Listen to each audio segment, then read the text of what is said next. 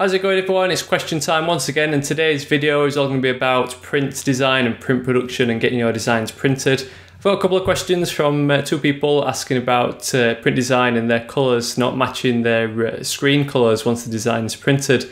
So what those two questions are, first up from Maria, and she says, I've designed a booklet for a musician. I don't have a lot of experience in print design and the colours were totally different once the booklet was printed. So I wanted to ask you if I can give her some advice on how to make the screen colours match the print colours. And then a similar question is from Chris Myatt. He asks, I've been doing some poster designs for various nightclubs around Liverpool. However, the three that I've done over the past 2 weeks have looked fine on my Mac, but when they've gone to print, they've lacked quality. He says, I managed to sort these posters out, but I don't want this happening again due to it looking bad on me. Any thoughts or tips? So first up, it's always important to cover the basics, and when working on any designs for print, it's important to make sure you're working in the CMYK colour mode and not RGB. The RGB colour mode has a much wider spectrum of colours available than what can be created with ink in the CMYK mode. So if you're working in RGB in Photoshop, chances are you might be selecting a colour that's impossible to create with ink, and what will happen is when you either convert that design to CMYK or when it's printed, the best colour that's available in the CMYK spectrum will be selected in place of that colour. So that might result in some inaccurate colours from your design as it looked on screen. As an example, you can imagine some sort of lime green, which is really easy to create in RGB in Photoshop, but obviously unless you're using some specialist inks, you can't create a really vibrant lime green with cyan, magenta, yellow and black. With that in mind, it's also worth bearing in mind the two different colour modes between designing on screen and designing for print. When designing on screen, you've got now which way around is it? There's additive and subtractive. With one of them, the more colour you add, the whiter the design gets. And with the other one, the more colour you add, the darker the colour gets. So whichever way around it is, the one where you're working on screen is the one where the colour gets brighter and whiter. And the one where you're designing for print is the one where it gets darker, because obviously the more ink you put down, the darker the colour is going to be. So programs like Photoshop do try the best to kind of mimic that difference, but just bear in mind there's always going to be a difference between your design on screen and the design once it's been printed. And generally it just means that your design once it's printed is going to be a little bit darker than how you see it on screen. So just keep that in mind when creating your designs. One other thing as well is that to remember that all different printers and every different printer's technology is all going to produce a different print, or a very slight difference. If you got two prints of the same design printed by two different printers, then they're both going to look slightly different. That's just because the paper stock might the differences might one might absorb more ink than the other one, and how each printer is going to be set up with slightly different tolerances. One might be putting out more ink than another one. But there are a couple of tips and techniques you can use when making your designs for print, just to make sure you kind of limiting the chances of having a complete colour mismatch.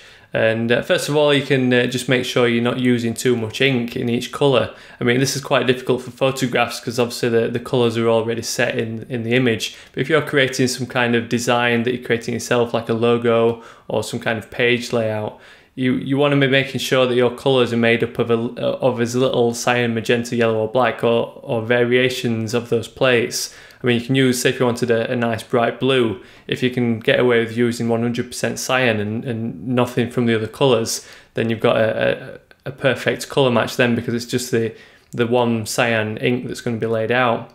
On the other hand, if you're creating a colour that's made out of so much percent cyan, so much percentage of magenta, so much of yellow, and then adding some black in there as well, you're going to have quite a lot of ink coverage, which is all going to be overlaid by those four inks, which is going to make a really dark and muddy colour. So my first tip would be to try and select colours that are made up of just one or two, or possibly three of the cyan, magenta, yellow and black colours. This is also going to help with the crispness of the design as well, because if you think about how the design's printed, each of those colours is overlaid on top of each other. So if you've got a colour that's made up of just one of those plates, or one or two, you're going to have a much higher chance of, or much lower chance of those plates being misaligned and what's called the registration, which is something the printer sets up. But if that's slightly out of line, which you sometimes see on newspapers or magazines, you get that fuzziness where you can see the colours kind of overlapping and they don't line up, and you get that fuzzy outline. So just to follow on from that, I tend to always set my body copy or very fine text in 100% black and no other colour. So once you've created your design, there's a couple of checks you can make to make sure it's going to be printed correctly. And one of those checks is in Adobe Acrobat. There's some print production tools in there that allow you to check your ink coverage. This little tool highlights areas on your design that are way too saturated with ink. This is not only going to highlight those areas that are going to come out too dark, but like we mentioned, all those inks being overlaid, it's going to create a very muddy colour. But it's also going to mean that it's in the danger zone for the prints sticking to each other once they've come out of the press. The ink's going to be too wet and it might stick to the next page that's then printed out on top of it. So to get to this tool, open up Adobe Acrobat and try and find the little thing in the sidebar for print production. And in there you find all sorts of tools, and this particular one is under Output Preview.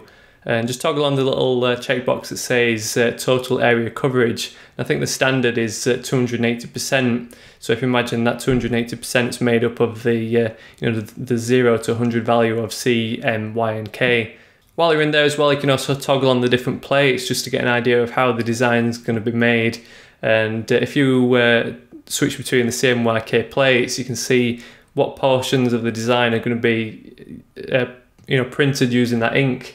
So if there's a certain bit of the design that's using all 4 of the inks, chances are the area might end up being too dark because you're overlaying that many colours over that one area. So finally, one last thing you can do just before getting your designs completely printed is to ask your printer for a proof. So they'll print out a test run and they'll send it back to you so you can compare it to your design, and you can say, oh, this is too dark or it doesn't look right, and they can make adjustments to your design file before having thousands of these things land on your doorstep. And this also gives you the opportunity to get the client to sign off this proof so that they're happy with it, so then you're not going to be liable once all these thousands of prints have been made, that you've then got to pay for them because of some mistake, or that the client's not happy with the colours or something to do with the prints. So I hope these little tips help anyone out who's doing their first designs for print.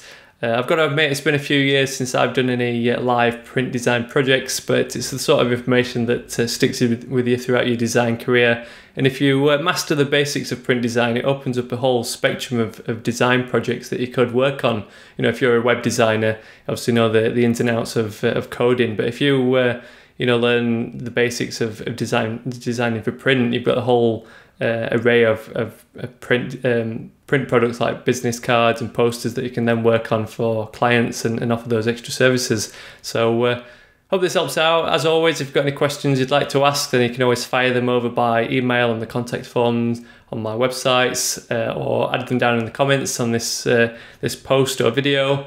I also accept them through FormSpring. That's formspring.me/Chris Spooner. You can add them on there and I'll pick odd ones out and use the subjects in future videos. So as always, thanks very much for watching, and I'll catch you all later.